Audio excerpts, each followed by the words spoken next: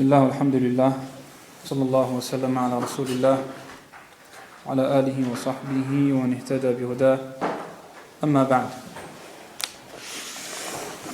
The author said رحمه الله تعالى عن أبي هريرة رضي الله عنه قال قال رسول الله صلى الله عليه وسلم, and this is on page 463 for those who have the text.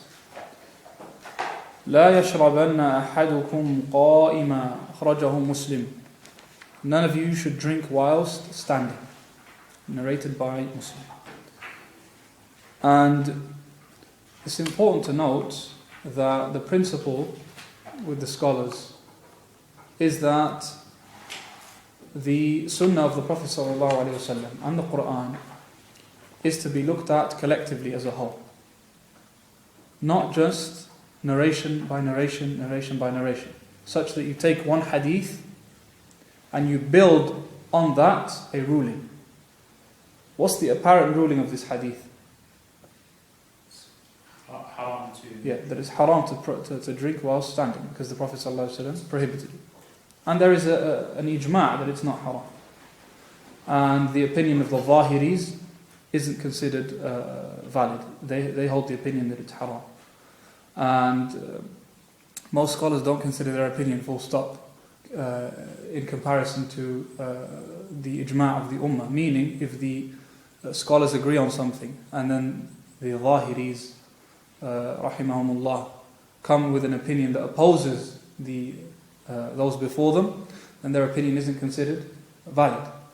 And still, they have some scholars who are upon that madhab, most famous being al-Imam ibn Hazm al-Andalusi rahimahullah.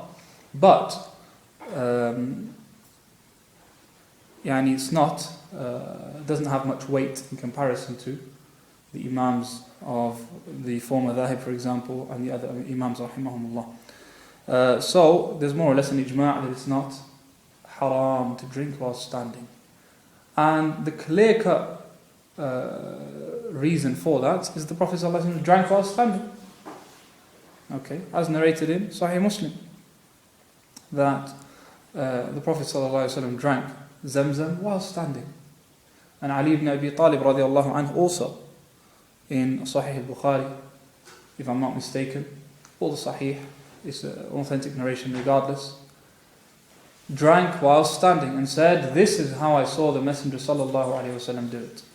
Okay, so this is the ruling is clear from the hadith. Okay, that you shouldn't drink while standing, and it's disliked to drink while standing. So it's not haram; it's disliked.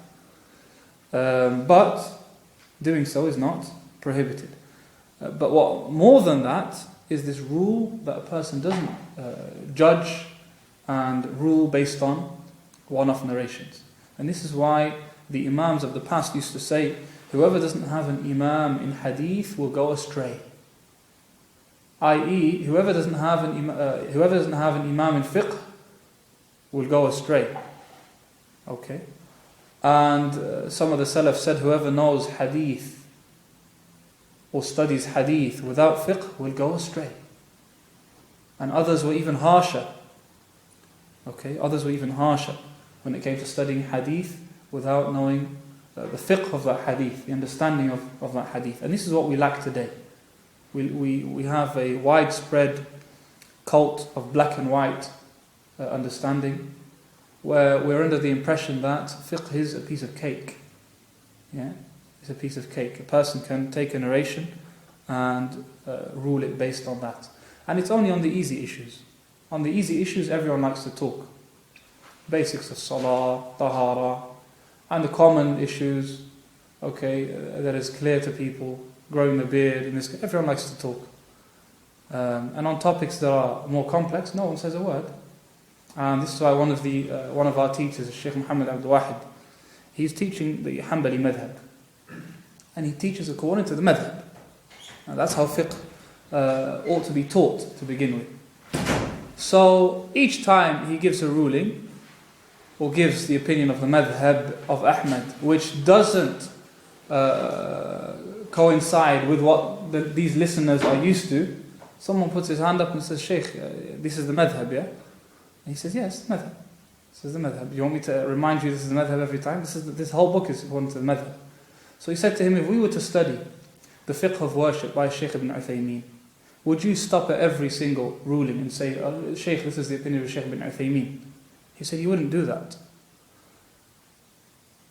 And he says, this happened at chapter of Tahara and the chapter of Salah and a little bit in one or two rulings, maybe in Zakat, and a little bit in fasting, the rulings of fasting. This, people would question again, and Hajj. And the moment he started the chapter of business transactions, he said there was complete silence. And I could teach whatever I wish, and I could say whatever I wish. And from business transactions right to the end, there wasn't a single word. Because now people are silent. Because the difficult topics have started, no one has any knowledge to argue against. So he says, don't think, and these are his words, he said, don't think that someone who has a lot to say does so because of their knowledge, but rather they do so because of their ignorance. And so they give you everything that they have. Whenever there's an opportunity for them to speak, they take advantage of that. He heard something, he heard a ruling by another scholar, and so he wanted to argue with the teacher and say, oh no, but the correct opinion is this, and what about this hadith, and what about that hadith? Imam Ahmad knew every hadith that you've ever thought of and ever read. And so don't worry, they've done this job already. And as a Shaykh Khalid al-Mushayqih says, what is the correct opinion today becomes incorrect tomorrow. Okay? What's correct today becomes incorrect tomorrow. Yeah, so fiqh isn't as black and white as people think. Someone reads a scholar write a book, one of his favorite scholars, this is the ruling and this is the evidence. He says this is the correct opinion. Tomorrow he reads another book and someone holds another opinion and with other evidences. So actually this is the correct opinion. Yeah, and so, this idea, it's important that we appreciate the Imams who came before us. Yeah, it's very, very important. That as soon as narrations appear, the first step is to say, how did they understand it? How did those fuqaha and Imams of hadith understand these texts? Yeah, how did they understand these texts? And based on how they understood it, that's how we go about it. Okay, not everything is to be taken literally and on its apparent meaning, and with weak, cold, black and white usul that the scholars of the past weren't like. Because when you do that, you oppose the ijma' of the ummah. When you do that, you oppose the ijma' of the ummah. Yeah. Okay. So that hadith is clear. What's the ruling on drinking while standing? Those who came late.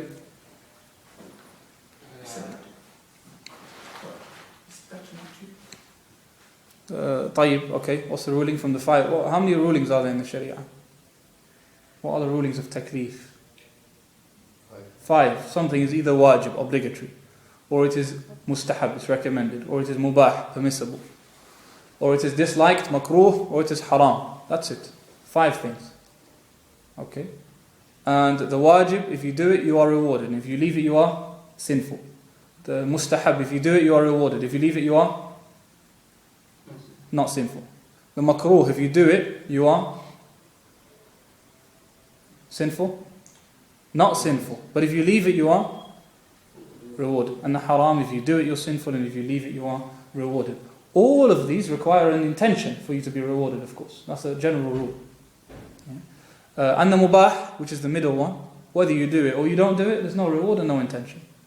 So the ruling of drinking while standing is that it's makruh. If you do it, you're not sinful, but if you leave it, you're rewarded. The following hadith, وعنه قال, the author, whenever he says وعنه, and from him, meaning from the previous narrator, he's not going to repeat every time عن أبي هريرة عن أبي هريرة عن أبي هريرة. If 3 ahadith in a row are all Abu Hurairah's narrations, he just says Abu Hurairah in the first one, رضي الله عنه, and then after that he says وعنه وعنه وعنه. Okay, until we get to the next narrator. وعنه قال قال رسول الله صلى الله عليه وسلم إذا انتعل أحدكم فليبدأ باليمين وإذا نزع فليبدأ بالشمال وَلْتَكُنِ الْيُمْنَى أَوَّلَهُمَا تُنْعَلْ وَآخِرُهَا أو وآخرهما تنزع متفق عليه. When one of you puts on their shoes, should put on the right one first, and when they take it off, they should take off their left first, meaning the right is the first one to be put on and the left is the first one to be taken off. And that's an adab with all clothing. So if you're wearing a jacket, the same thing applies. Right sleeve first, second sleeve after. Taking off, left sleeve, right sleeve. Socks, right first, left after. Taking off, left first, right after. So all clothing, this is the same adab that goes on. And it's from the adab, of course. You can tell this is not something obligatory. Okay, it's clear. And in fact, this is a principle, this is a beneficial principle. Generally speaking, all of the narrations, generally speaking, the narrations that talk about mannerisms and adab and akhlaq are recommended and not wajib. Okay, the Shafi'is have this as a clear principle, and many of the other scholars have this. And this helps in giving a guideline. Because now, there's nothing to say why this should be recommended. Al-Zahiri will come and say, this is wajib. Okay, or 21st century Ahl Hadith will come and say, this is wajib. Yeah, this is wajib. 21st century Ahl Hadith, because the early Ahl Hadith weren't like this. But now, there's more of a leaning towards, like I said, Zahiri, literal, what's the word? Literalist, that's the one. Literalist usul. Okay. And I repeat this point because the study of hadith always gives this inclination if there isn't a proper teaching and a proper sort of guide. And because we see this a lot, don't be surprised why I remind and emphasize on the point. Because it's important. Yeah, it's important. Okay, so it's recommended. This is a general guideline. So you could look and say this from the adab, most likely recommended. Next, from the adab, most likely recommended. What's the following hadith? وعنه قال قال رسول الله صلى الله عليه وسلم لا يمشي أحدكم في نعل واحدة ولينعلهما جميعا أو ليخلعهما جميعا متفق عليه. None of you should walk with one shoe on. Either wear both or remove both. With the principle of adab, we say this is, doing so is recommended. So if someone does it, it's not sinful, it's not haram. Okay, but it will be disliked. Now, the same applies to everything. And the whole idea behind it, the principle behind it, as the scholars say, is that a person is consistent in their dress code, not looking odd. That's it. Okay, wearing one sock, okay, wearing one shoe, something's wrong going on there. And so, it's not, and it's not presentable in terms of appearance. Yeah. And the same can be applied to clothing in general. Okay? One long sleeve, one short sleeve shirt. Even in terms of colour. One pink sock, one blue sock. Because he couldn't find the other pink sock. Same applies throughout. Of course, when there's an excuse like you can't find another pair of the sock and this is the only one that's there, you're excused. Especially those who have messy wardrobes and socks are just thrown in all over the place and they don't know where they are. It's like women and their pins. The men always find them. Yeah, you're losing your mind because there's so many of them, but they never find them. Same with you. They always find your socks, but you never find your socks. Anyway, so the principle behind it is consistency and being sensible in terms of appearance. Yeah, and you apply that throughout. You don't need to say what's the exact narration which talks about not this comes under this narration. Okay? Looking consistent and reasonable throughout. The following hadith عن ابن عمر رضي الله عنهما قال رسول الله صلى الله عليه وسلم لا ينظر الله إلى من جر ثوبه خيلاء متفق عليه. Allah does not look at the one who trails his garment out of pride. Allah does not look at the one who trails his garment out of pride. And in another narration, the Prophet ﷺ says, ما أسفل من الكعبين من الإزار فهو في النار. Anything that's below the ankles in the izar, from your lower garment, is in the hellfire. And there are other similar narrations that talk about that.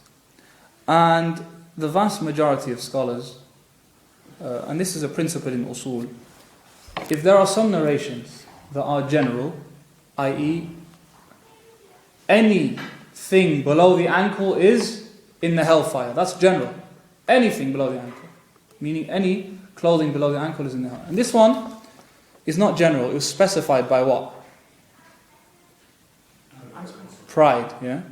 It says Allah does not look at the one who does so out of pride.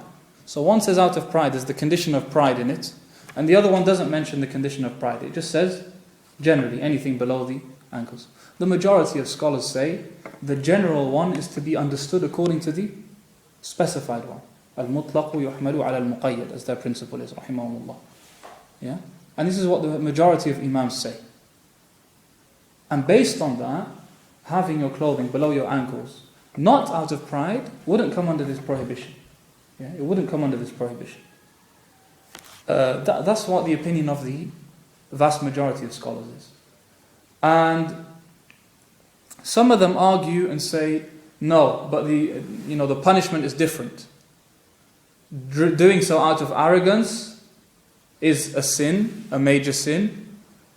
And doing so not out of arrogance is also a sin, but it's not as major a sin.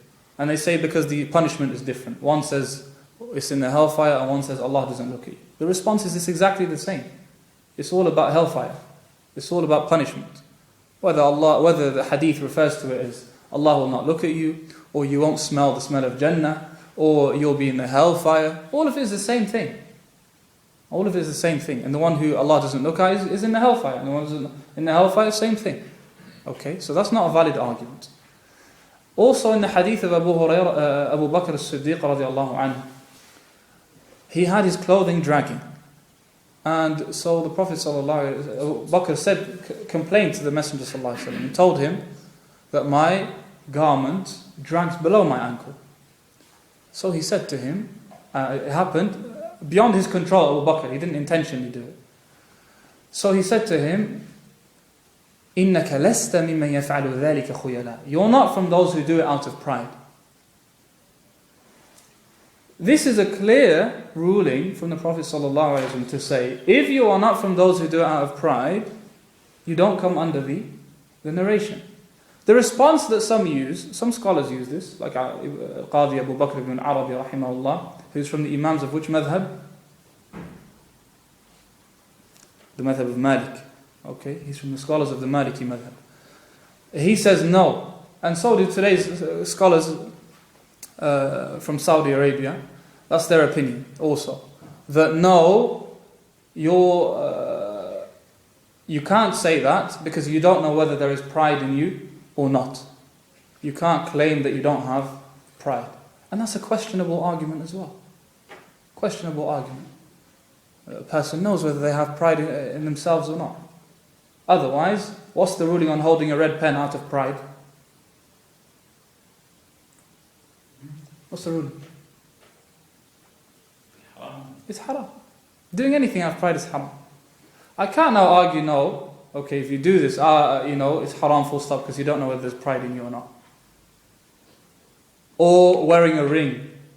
Many people do it out of pride, so therefore it's haram full stop because you don't know whether you have. No, person knows whether they have pride or not. It's an individual ruling that each person, is the faqih of themselves. You make the judgment. If you're doing it out of pride, Allah will hold you to account. If you're not doing it out of pride, end of the story. Okay, it's not out of pride. And this is what happened with Abu Hanifa rahimahullah, who was the faqih of his time.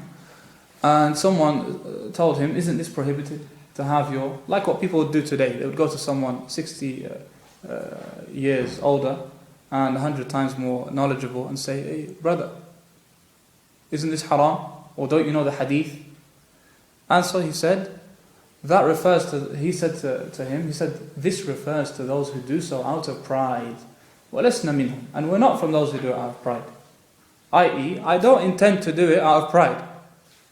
He's not saying I'm not proud, I'm the most sincere person in the world. He's saying I'm not doing it out of pride. Now, it's a simple response. And there shouldn't be much difficulty in understanding that.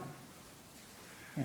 But the widespread opinion that some individuals want to enforce is that this opinion of the majority is batil. And this is a problem that we have today. Yeah? It's not just a case of you have an opinion and you have an opinion. If someone wants to hold the opinion that it's haram to have your clothing below your ankles, is that allowed? Of course it's allowed. It's a valid opinion held by scholars, including Ibn al-Arabi, including Ibn Hajar, including some other imams. And so there's no issue there at all. Okay? But on the contrary, the mashhur, as far as I know, of the four madhahib, and Ibn Qudama, and Abu Hanifa, and Ahmad, and Ibn Taymiyyah, and Ibn Muflih, and so many other, more imams hold the opinion that it's not haram if not done out of pride. And so if a person wants to reject and invalidate an opinion, that is the majority opinion, that's a major misguidance. Okay, because you're belittling the majority of scholars. If anyone should be criticized, it's you for holding a minority opinion. Don't criticize the majority. What sense is there in that? Okay, what sense is there in that? Similarly, you have a statement of someone, you hear this a lot, because these arguments, again, this is from the easy topics, isn't it? And so that's why it's so common. That's why it's so common. No one talks on Facebook about intricate details of business transactions and bay'ah and al-ayman and nudhur and qada and so on. No. But this is one of the easy topics, so it's easy to talk about. And that's why so many people discuss it. And you have basic arguments. People are under the impression that the scholars didn't, as though the scholars didn't have an idea of the narrations on this topic. So you say to them, the four imams say this, or Ahmad says this, or Abu Hanifa says this. He says, Ya akhi, the hadith is clear. Yeah? Alright, clear to you. No problem.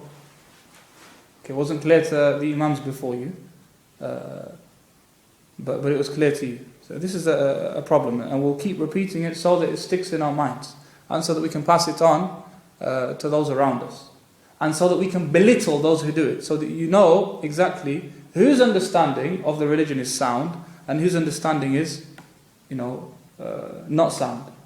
If they have this sort of mentality of belittling the scholars and belittling the imams, you know automatically you're not going to benefit much from this guy. You'll probably only get more arrogance. You'll probably only have more belittling of scholars.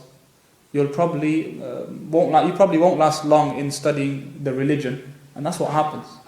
That's what happens. Okay. So, anyways, we dwelled on this topic because, like I said, it's one of the easy topics that people feel they can discuss, and so it's discussed a lot. Now, however, what often happens is when one group takes an extreme, the other group or another person wants to respond with another extreme. And that's also a mistake. Yeah? So you have some people who are extreme on the one end. So you have the response because they're upset and they're angry and they're not happy. They respond with an extreme as well. So now you're both extremists. You're both as bad as each other. Okay? And this is how feminism comes about, all these other groups that are liberal and so on. They come as a result of this. There might be some extremists on one end, so their response is just as extreme. And that's a mistake. If there is a mistake, you fix it as it deserves to be fixed, without adding or subtracting or over-exaggerating. No. And this is why the majority of scholars, if not an ijma', say that it is recommended and better for clothing to be above the ankle. Okay, it's recommended. And as you've heard, a group of them say it's obligatory. And it's a minority opinion. Yeah. And whether we say it's a sunnah, mustahab, or we say it is better. Generally, it is better to avoid it. Some of them, many scholars say it is makruh, disliked to have your clothing below your ankles. We're talking about without pride, of course. Especially in our time. Rarely does anyone do so out of pride. They dislike it below the ankles, even without pride. And others say it's not quite disliked, but it's something to avoid, and it's better to do so. So now the response wouldn't be just to stick it up the throats of the Salafis. I'm going to intentionally have my clothing below my ankles. Yeah? That's a mistake. That's a mistake. You're not benefiting yourself and you're not harming anyone else. There's no point in doing that. Yeah? But you explain the ruling as it is. As it is. It is mustahab to keep your clothing above the ankle, and it's not haram. I.e., if you do it for yourself, it is good, but if you see someone else do it, you keep quiet. And that's the benefit of knowing this ruling. You don't make a fuss out of it. Yeah? Not like one of my friends who explained to me, who said his brother, and I probably told you this before, his brother was in salah, and whilst he's in salah, he felt somebody rolling his trousers up. And he looks down and he sees a guy at his ankles rolling them up. And, Islam is free from that kind of recklessness. Just based on that topic, there's like the habit to roll the trousers up just before salah and then roll it back down after salah. Yeah. Would you recommend not to do that? Huh? Would you recommend not to do that? Well, there's not really a need. If a person does it, that's fine. That's fine. Obviously, the scholars who say it's obligatory, so you have to do it in salah and outside salah. And those who I think people find more of a need to do in the things. I know. That's right. Lots of people do it. Perhaps because they think it's obligatory for salah specifically. Yeah, salah specifically. On the opinion that if you don't do so, your salah is invalid. Yeah, which is like we said, a weak opinion. If you don't have your clothing above your ankles, your salah is invalid. And I don't know of anyone from the imams of the past who holds that view. It's a rare view, but I have heard that some people hold the view. Like I said, this is fine. It's open. Person does it or doesn't. It's not a problem. Okay. Some of the scholars, and this is the final note on this point, say this narration talks about man jarra, whoever trails his garment out of pride. So any piece of clothing that doesn't have the characteristic of dragging doesn't come under the narration. Yeah, this is one way of understanding, and it's an interesting way of understanding.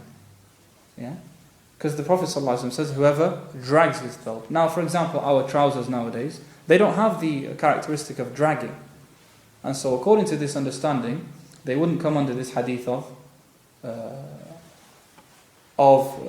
that which is below the ankles or that which drags. Allah doesn't look at the one who does that. Okay?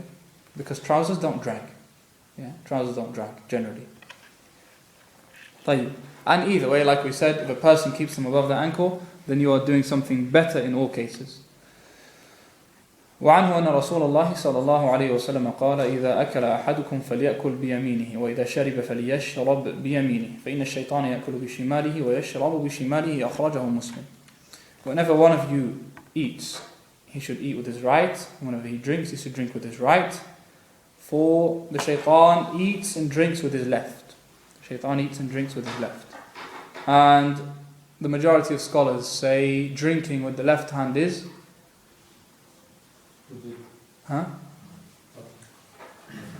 makruh. The majority says makruh. Remember, like we said, the principle is adab.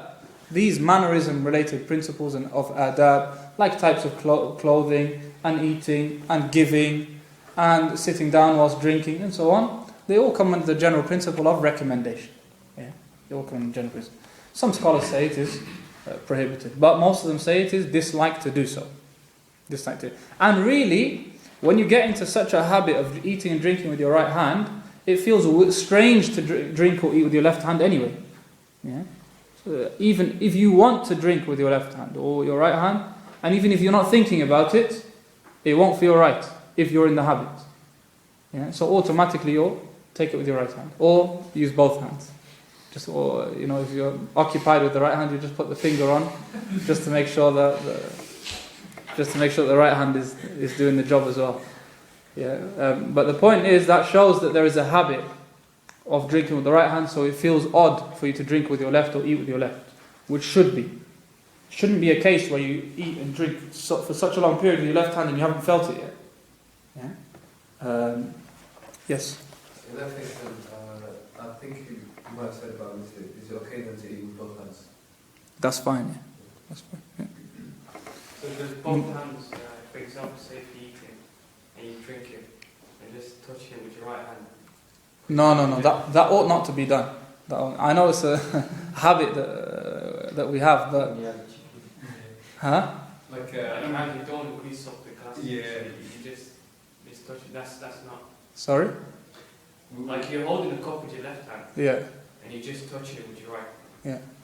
But you don't. Of course, if there's a a haja, a good reason, then there's no issue. And the principle is anything makruh, if there is a good reason for doing it, the being disliked disappears. So it no longer becomes disliked. So in this case, you don't want to cause too much of a mess and stuff. There's no issue if you your main grip is with the left hand and then you also add the right hand to it. That's fine. Inshallah, there won't be a big issue. And either way, drinking with the right hand at all times, whenever possible, is better. Whether you want to eat and then wipe with a tissue and then drink and then continue eating, and going about it like that would be better. But if it's done like that, it's not a major issue. Yeah. What about when if you're having chicken and things, using both hands, and not just the left and not just the right? That's together. That's fine, but not one hand and the other hand, or sometimes with the right and sometimes with the left, because eating with the left itself is disliked. Yeah. But if it's both, like a burger, for example, and you're holding both, then there's no issue. Or a sandwich or a baguette or whatever, then holding it with both hands is not an issue. That's fine. طيب, okay, is this hadith clear? فَإِنَّ الشَّيْطَانَ يَأْكُلُ بِشِمَالِهِ. The shaitan eats and drinks with the left. How? Allahu a'lam. And that's not the whole point here is to not imitate the shaitan in whatever he does. Okay? The point is not to sit and think in depth about how exactly the shaitan eats and drinks and what he eats and drinks, because that's not important at all. Yeah, it's not important at all. And we say the same thing on any matter of the unseen. Any issue of the unseen, the benefits that you take away is what causes you to act upon it. It's not the academic understanding of this issue of the unseen. How do the angels write down our deeds? I don't care. What matters is they are writing it down, so I need to focus now on working, not doing or saying something that makes them write something against me on the Day of Judgment. How do they write it? How quick do they write? It doesn't matter. Plus, it's not something that we're going to know. Okay, it's not something that we're going to know. And so dwelling on these issues is what has made people go astray so badly today. Especially on the attributes of Allah subhanahu wa ta'ala.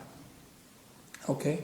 When Allah talks about His power and that the whole world is in His hand on the Day of Judgment, and that He descends in the final third of the night and asks, is there anyone who seeks forgiveness? Is there anyone?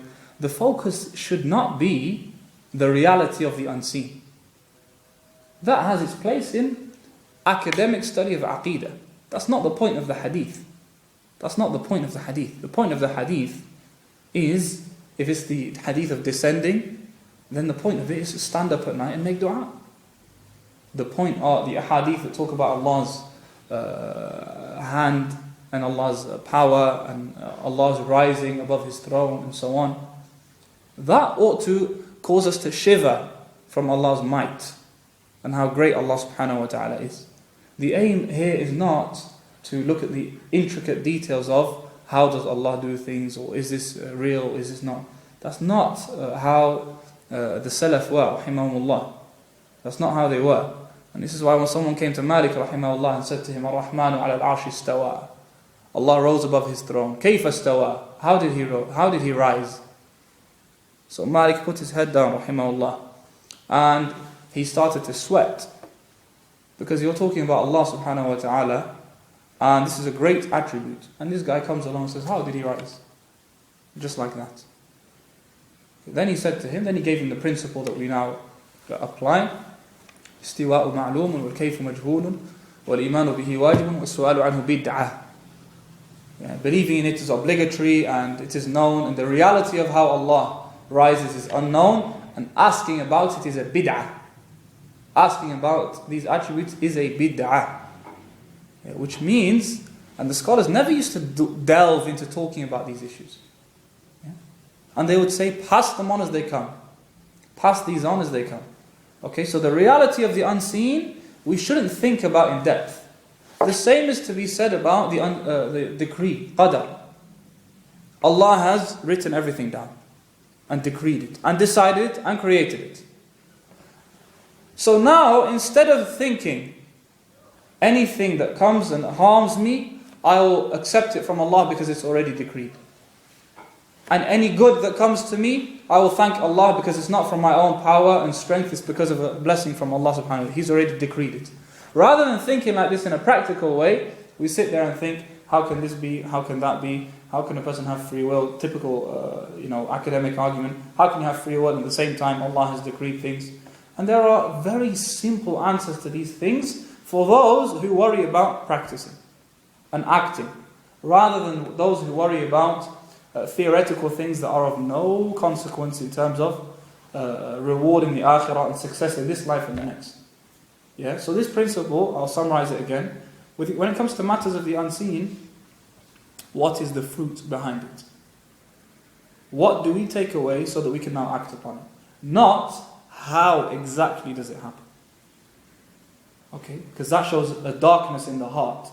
You've ignored the fact that Allah descends and asks us for whether we have dua to make or whether we want to seek forgiveness, and we've forgotten all of that.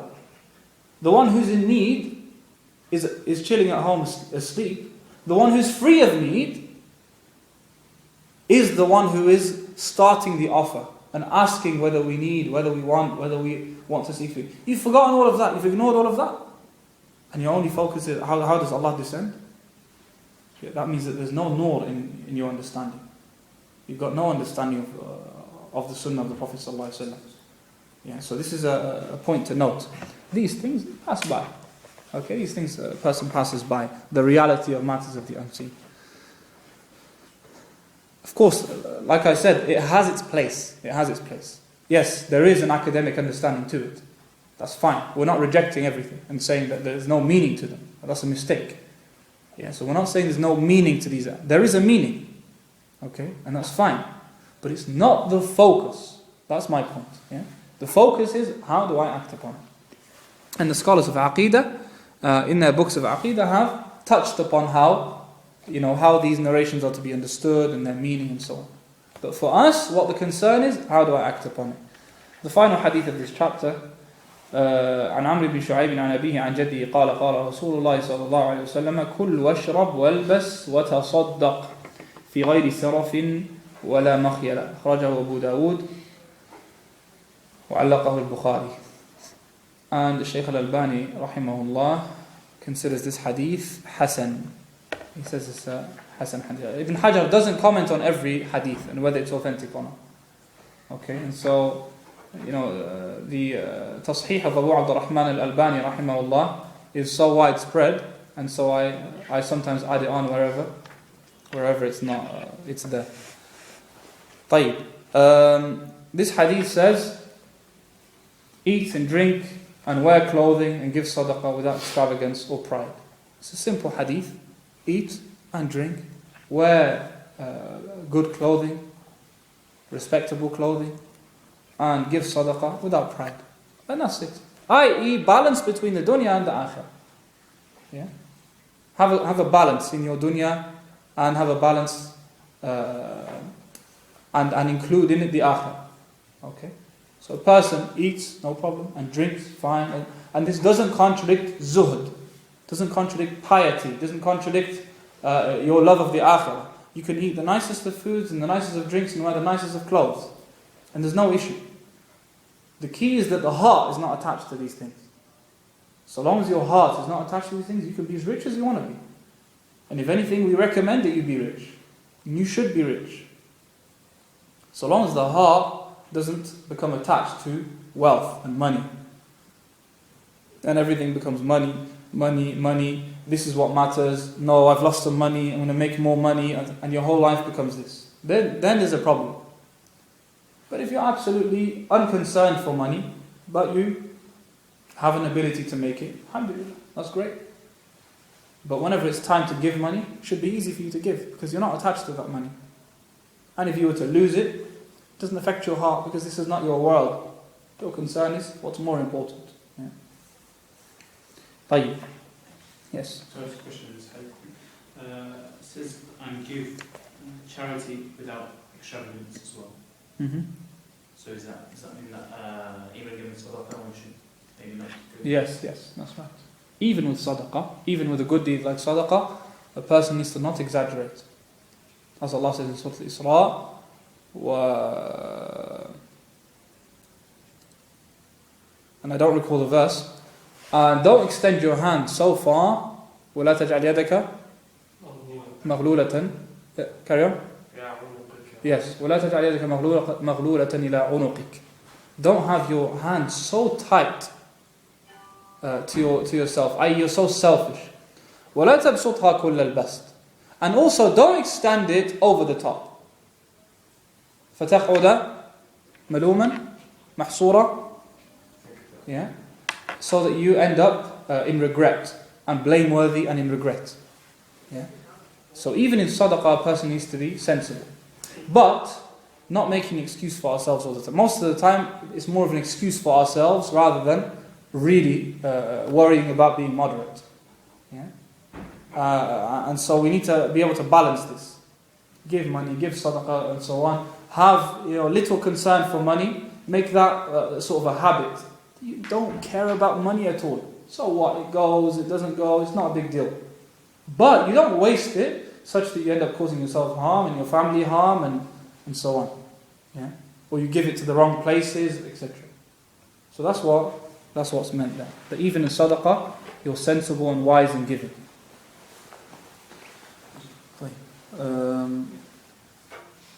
We still have some time, yeah?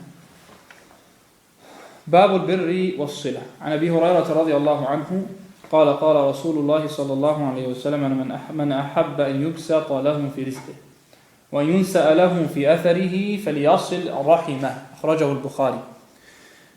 Whoever wishes to have his provision, i.e. his wealth, expanded and his term of life prolonged, then he should treat his relatives with goodness. And this is one of the, and this indicates that good deeds have a positive impact on the dunya and the akhirah.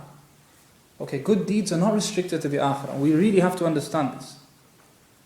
That doing good deeds are in no way restricted to the next life. In fact, if the benefits of doing good deeds were restricted to this life, we would be successful. All the good deeds we do, if the benefits, the fruits of our good deeds were in this life only, even that would be a success. Contentment, happiness, love amongst people, goodness to others, and so many other benefits. No attachment to the dunya, etc., etc. All of that is a worldly benefit. Benefit in this world. That itself is enough for us. So don't restrict reward of this life to the akhirah only. Benefit in this life. Of course, the akhirah is what the concern is, what matters. But in this life also, the benefits are huge. And this is one example. That whoever wants his provisions to be extended, wealth to be increased, and life to be prolonged, i.e. life to be blessed with barakah. Okay, that's what's meant by the word life to be prolonged. I.e. you are blessed in your time such that it's as though you're living longer. Okay, it's as though you're living longer. And we see this very clearly. Whenever we feel that there is some blessing in our time, we manage to do so many things in small amount of time. And when time is not so blessed, like during exam period, you feel that so many days and you don't get much done. Or the opposite can be true in exam period. In exam period, sometimes you can do unbelievable amount of work in one day, and you just spent 7 or 8 months doing nothing. Yeah. Similarly in Ramadan, where there's barakah in time, we feel that we can recite the Quran so much quicker and do so much adhkar and everything becomes easier. And outside Ramadan, one day of fasting is like climbing Mount Everest. or a small portion of the Quran, we find impossible. And so this is very clear. Yeah? Where Allah blesses our time, we can do so much in it.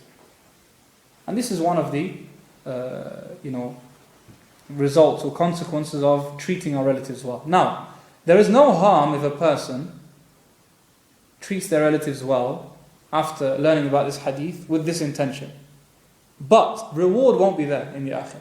So this is important to pay attention to. Yes, it's not haram, but for a person to be rewarded in the akhirah, their intention needs to be the akhirah. The intention needs to be the akhirah. Not, I am only going to visit my brother because I want more money. Fine, okay. The Prophet ﷺ has given that as a benefit, but you won't be rewarded in the akhirah. Yeah? You won't be rewarded in the akhirah if that's your sole intention. If that's your sole intention. If this is only an additional sort of push, then that's not a problem. Yeah. So intention is a condition all the time. Any hadith you see, any verse of the Quran, intention. You want intending reward in the akhirah, intending Allah's pleasure, intending obedience to Allah, and so on. These intentions have to be there always. If a person wants to be rewarded in the akhirah. And that's a principle that is consistent throughout. Okay. وعن جابر بن مطعم رضي الله عنه قال قال رسول الله صلى الله عليه وسلم لا يدخل الجنة قاطع يعني قاطع رحم. The one who cuts the ties of relationship will not enter paradise. Okay? The one who cuts the ties of relationship will not enter paradise. Agreed upon. And write this principle down. The guideline for cutting the ties of relationship or kindness to one's relatives is what's commonly accepted. What's commonly accepted and agreed upon. Known in Arabic as al-urf. Okay? Al-urf. What people commonly accept as being good and acceptable, that's what's required of you. If you're in a culture where physically visiting family is something that is considered very important, then you need to live up to standards to a reasonable extent. If a phone call is something acceptable, then a phone call suffices. Yeah? And of course, family differs. The closeness of your relatives are grades. Your parents are different to your far cousin. Okay? And your granddaughter or your grandson is different to your father. And so on. So each is to be treated with adab. There is no principle that we could say 3 times a week, father, once a week, mother, and so on. There's none of that. It's impossible to have that. Okay? But what is considered acceptable, so long as you're not causing harm to them, so long as they don't see you as someone who is ignoring them, and you are within reason keeping the ties, then alhamdulillah. Yeah? Yes. I just wanted to clarify if this is okay. It says here like people who you can't have a matrimonial alliance with, or those that have a right to inheritance. Yeah, that's one understanding, that your rahim, your relatives, are those who you are not allowed to marry. And if they're men, assuming they were women, i.e. your brother, you can't say, a brother in that case, for example, assuming he was a female, marriage would be prohibited. An uncle, assuming he was a woman, she would be an auntie. That's one understanding of it. But many scholars say all those who are considered close to you are given the same ruling. And your treatment of them will depend on your closeness. Okay?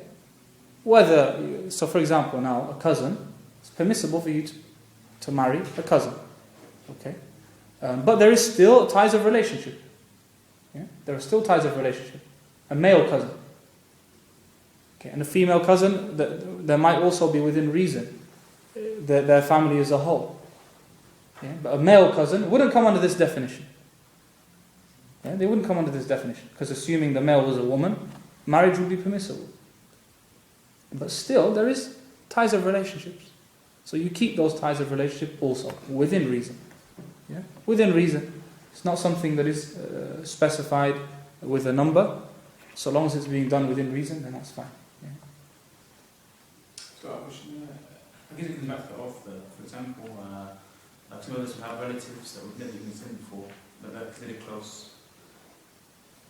Is that, and it's not normal for you to speak to them at all. Is that okay? Or? Like again, it's it goes back to acceptance, general acceptance, and they understand that. Okay, they probably see you as non-Arabs. These are white guys who don't, they don't understand Arabic, they don't speak Arabic. Allahu A'lam, they're even Muslim. Okay, so when you don't really speak to them, they don't consider it as something surprising. And then the once per year time that you do speak and you say Assalamu alaikum, then they just ask you how you are and so on. So if that's accepted thing, it's not cutting ties of relationship. Yeah? Then there's no issue.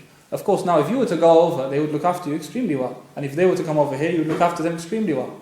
It's only the distance; they're in other side of the world, and you've never seen them, they've never seen you, and so on. So it's normal. It's within the boundaries of acceptance. Yeah? And if a person goes out their way to contact them, speak to them, and so on, then of course that's better. But as a bare minimum, that's within the bounds of acceptance. Yeah. Okay, so the qa'idah, when it comes to cutting the ties of relationships, is off. Okay, general acceptance. طيب. وعن المغيرة بن شعبة رضي الله عنه أن رسول الله صلى الله عليه وسلم قال إن الله حرم عليكم عقوق الأمهات ووأد البنات ومنعا وهات وكره لكم قيل وقال وكثرة السؤال وإضاعة المال. And this hadith shows that in the Sunnah the word makruh does appear. Yeah? So the word makruh is not just a later statement word from the fuqaha, but even in this hadith, because look how he says, Allah prohibited, inna Allah harrama alaykum, 3 things.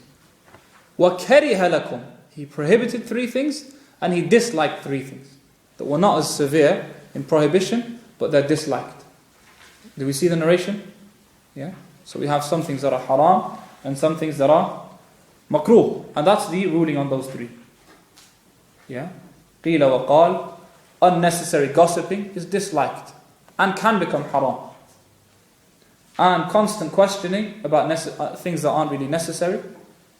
As an example is what we spoke about earlier, about things that don't result in action and acting and good deeds and an increase in taqwa and iman. Again, it's makruh and it can become haram. And finally, squandering wealth, wasting wealth is disliked and it can become haram. Okay.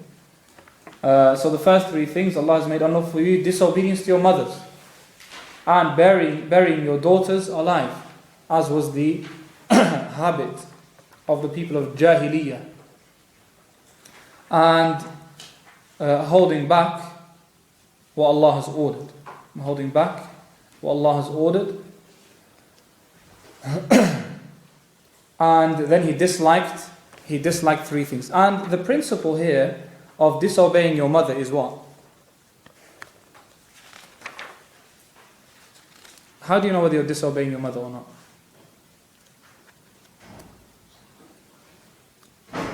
Every single thing. Move a little bit to the right. Move a little bit more. And you stay in your seat. Have you disobeyed?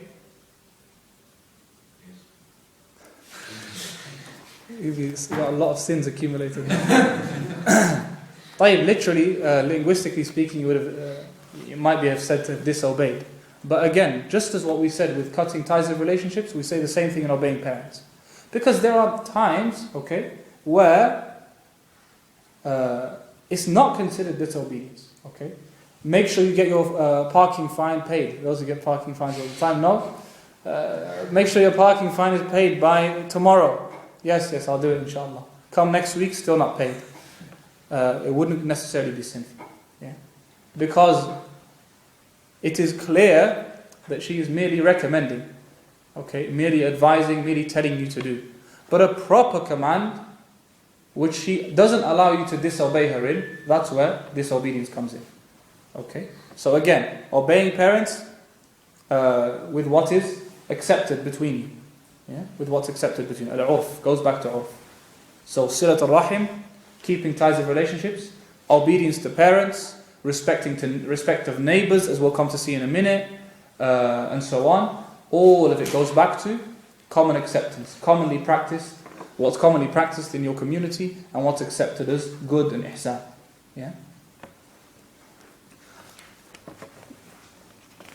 طيب. So that one is clear. Burying the daughters is clear. Holding back what Allah has ordered, i.e., what you are obliged to give in terms of wealth. We're talking wealth here, yeah? And rights. Preventing giving the rights that are obligatory upon you, such as looking after your family. Okay? Providing financially for your family is obligatory. And such as wahat, i.e., demanding. Man'an is preventing, and hat is demanding what you are not entitled to. Demanding what you're not entitled to. Any wealth that you demand that you're not entitled to comes under this hadith and is prohibited. Okay, it's prohibited. And the next three are disliked. وعن عبد الله بن عامر رضي الله عنهما عن النبي صلى الله عليه وسلم قال رضا الله في رضا الوالدين وسخط الله في سخط الوالدين أخرجه الترمذي وصححه ابن حبان والحاكم. The pleasure of Allah is in the pleasure of your parents.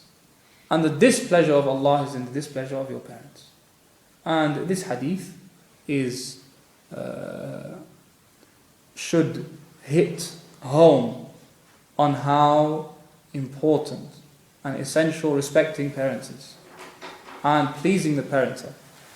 And a person can complain all day long about my parents are like this and they're strict and they this and they have culture and so on. Even then, that's not an excuse. Because opinions will always vary. You will always think they're wrong and they will always think they're right. And that's not an excuse. If you think they're wrong or you think they're, being a bit strict or you think that... So, because based on that you're going to disobey, say what you want, do what you want. No. Sometimes, yes, they are being a bit difficult, of course, especially the older they get. That's unquestionable. But at the same time, what's patience then? We still have to be patient sometimes. Yeah, we have to be patient. And sometimes it impacts, for example, what we see commonly today is their involvement in marriage. You want to marry someone and they don't like it. And they want you to marry someone and you don't want to marry that person. And these conflicts occur all the time. Yeah? All the time. And so a person needs to keep in mind these things. Yes, you don't have to give in and submit to everything. You want me to marry him? Okay. You want me to marry her? Okay. Not necessarily. Okay. You can discuss and explain and have your point of view, put it forward and so on and so on. That's fine. But you still need to consider, if they are utterly and explicitly against you marrying a certain person, then you need to have that in mind. Yeah, it needs to make part of your decision. Okay, whether you should go ahead with this or not. Of course, this is all case by case. I'm going to give one ruling for everyone. It's a case by case. But the point is, parents' pleasure needs to be kept in mind. And if this hadith is kept in mind, that Allah's pleasure is in the pleasure of your parents, it should be easy to be a little bit more patient. Because when they're pleased and they're happy, then Allah will be pleased with you. And if Allah is pleased with you, He'll make the path easy. If we're short-sighted, we say, no, this is wrong, and I can't listen to them because this is wrong, and we limit our insight. Look, don't worry, Allah will open up doors. Allah can open up doors that you never expected or thought of. So if we have pleasure of parents in mind, and we take it seriously, things will become easy, inshallah. And the path is made easy. Again, within reason, like we said. Within reason. You're not expected to go over the top and harm yourself. And at the same time, you need to keep their pleasure in mind and what they want in mind, and their obedience in mind. Allahu a'lam. Yes. You know, he says as long as it's not contrary to Sharia. What if it means not contrary to Sharia, but like foregoing the Sunnah? Sorry? What if something that they've asked you to do Yes. is foregoing the Sunnah that you want to follow? Well, then it comes to a matter of weighing up, because some parents maybe tell you don't do X, Y, Z, i.e. don't do X, Y, Z that's recommended in Islam, but they're preventing you. It's not so strict. It's not such a strict prevention such that if you do it they're going to cause a massive fuss and make it a big problem. In this case, you doing it won't be a major issue, especially if you can do it in a way where they don't find out and so on. I think a lot of this kind of stuff happens during wedding time. Yeah. In regards to preparations and things that happen during the actual wedding. Okay. They're quite adamant on some things that. Such as what? A lot of it is prohibited. Like what?